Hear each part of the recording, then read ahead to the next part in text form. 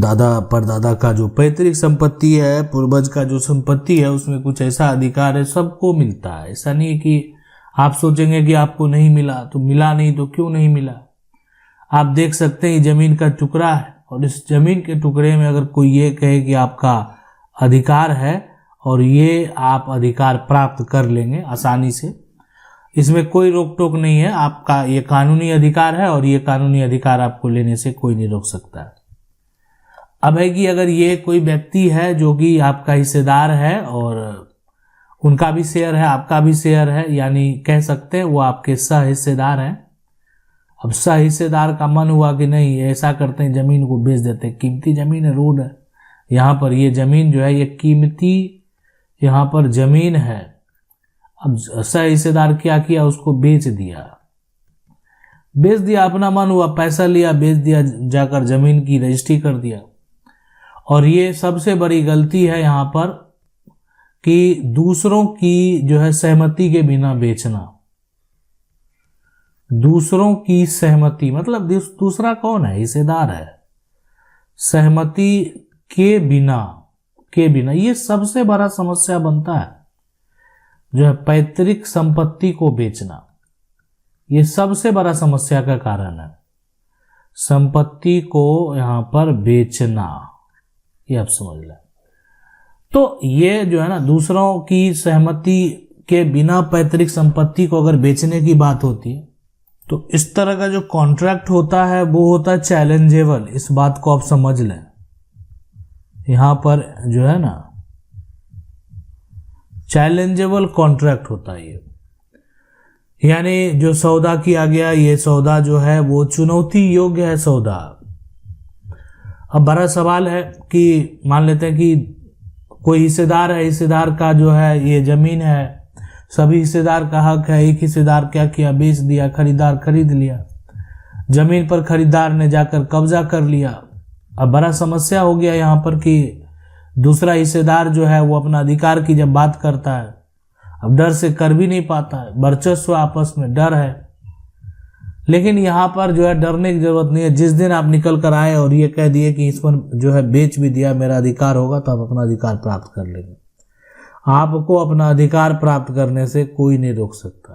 तो इसलिए ये पैतृक संपत्ति में एक हिस्सेदार का सबसे बड़ा अधिकार है कि वो अपना अधिकार को प्राप्त करने के लिए जो है कभी भी दावा कर सकता है। इसलिए दूसरा सबसे महत्वपूर्ण जो बात है ना, कि कोई भी हिस्सेदार है ना, कभी भी पार्टीशन का वो मांग कर सकते हैं। पार्टीशन की जो मांग है ये कभी भी किया जा सकता है। अब पार्टीशन जो का मांग है यहाँ पर ये हो सकता है कि ये पार्टीशन आप आपसी सहमति से कर रहे हैं। ये पार्टीशन क्या होता है कि मामला आप पार्टीशन की मांग कर रहे हैं, लेकिन सभी लोग जो है ना, आप चाहते नहीं कोर्ट से पार्टीशन करें, सभी लोग वहां पर मौजूद हैं, सब उस बात को स्वीकार कर रहे हैं, तो आसानी से वो हो जाएगा। या मान लेते सिविल कोर्ट में आपका अगर केस जाता है, किसी को कोई आपत्ति है, अब वो स्वीकार करने को तैयार नहीं है, आपकी बात मानने को तैयार नहीं है, तो मामला कोर्ट में जाता है, सुना जाता है, तो कोर्ट के द्वारा आदेश दिया जाता है कि आप ठीक है पहले बात नहीं मान रहे थे, अगर कोर्ट का फिर दोबारा वही आदेश होगा तो आपको मानना पड़ेगा। फिर भी आप नहीं मानेंगे तो आप हाई कोर्ट जाएं, सुप्रीम कोर्ट जाएं, लेकिन जहां पर एक अंतिम आदेश हो जाएगा उसका पालन तो आपको किसी भी हालत में करना ही पड़ेगा। पैतृक संपत्ति में एक और बड़ा समस्या आपको देखने को मिलेगा कि अगर कोई जमीन का वसीयत करना चाहे ना, तो वसीयत नहीं कर सकते हैं। यानी वसीयत के माध्यम, जैसे होता है ना कि पूरा वसीयत लिख दिया, कोई दादी है, दादी के नाम अभी मान लेते संपत्ति है, या दादा के नाम संपत्ति है, तो दादा से पूरी संपत्ति, यानी कोई भी व्यक्ति है पूरी संपत्ति का वसीयत करवा लिया, पूरी संपत्ति का वसीयत, तो ये क्या होगा, दादा के पास अगर पैतृक संपत्ति है तो मान्य नहीं होगा, मान्य नहीं होगा। यानी पूरी संपत्ति का वसीयत जो एक व्यक्ति के पक्ष में नहीं जा सकता। अब दादा है तो जितने हिस्सेदार है ना, सबका अधिकार है, इसलिए कि दादा के पास भी जो संपत्ति है वो पैतृक संपत्ति है, दादा के पास भी जो संपत्ति है वो भी संपत्ति तो पैतृक संपत्ति है। इसलिए दादा को यह अधिकार नहीं है कि वो जो है सभी हिस्से का वसीयत कर दे। पिता जो है ना, कोई पिता अगर करना चाहे तो पिता सिर्फ अपने हिस्से का प्रॉपर्टी जो है वो वसीयत कर सकते हैं। ये उन पर डिपेंड करता है, वो अपने हिस्से की प्रॉपर्टी का वसीयत करना चाहे कर सकते हैं, पूरी पैतृक संपत्ति की नहीं कर सकते हैं। इसके अलावा यहाँ पर सबसे जो महत्वपूर्ण है कि जो पैतृक है, कोई भी पैतृक संपत्ति है, उस संपत्ति में उस व्यक्ति का यहाँ पर जन्मसिद्ध अधिकार है। अब जन्मसिद्ध अधिकार की अगर जब बात करेंगे तो इसका मतलब ये हो गया कि जो उत्तराधिकार अधिनियम है, कानून है, पुत्र हो, बेटा हो, बेटी हो, सभी को जन्म से पैतृक संपत्ति में बराबर का हक मिला हुआ है। अभी वर्तमान में पिता चाहे ना चाहे, अधिकार जो उनका अपना अपना अधिकार है, वो अपना अपना अधिकार मिलता है उनको, और वो अधिकार वो कानूनी तरीके से प्राप्त भी कर सकते हैं। इसमें कोई चाहे नहीं चाहे उससे कोई लेना देना नहीं। आज मान लेते हैं ये संपत्ति जो आप देख रहे हैं, तो ये जितनी भी बेटियां हैं ना, उनको भी पिता की संपत्ति में अधिकार है, क्योंकि एक बार आया और संशोधन किया गया 2005 में और बोला कि नहीं, जितना भी है ना बेटा और बेटी सभी को अब समान अधिकार दे दिया गया है, बेटा और बेटी सबको बराबर का अधिकार।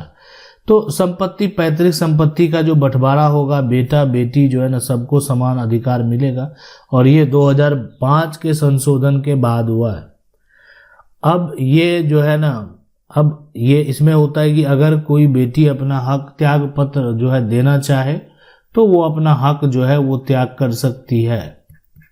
ये उन पर डिपेंड करता है। मान लेते हैं कोई बेटी है, बहन है, वो अपना हक जो है अपने भाइयों को देना चाहे, तो जो भी ये है, आप अगर उनके द्वारा किया गया जो भी प्रक्रिया, अगर वो कानूनी प्रक्रिया है और वो वैलिड है, तो ऐसे सिचुएशन में ही मान्य होगा, अन्यथा जो है ये मान्य नहीं होगा। अन्यथा अगर आप मौखिक तौर पर, अगर लिखित तौर पर आपका कोई दस्तावेज नहीं है, जो भी आपका मौखिक तौर पर किया गया कार्य है, और ऐसे सिचुएशन में अनरजिस्टर्ड डॉक्यूमेंट है, तो कभी भी जो बहन है, कोई कभी भी बेटी है, वो दोबारा दावा कर सकती है, दोबारा संपत्ति में हक मांग सकती है।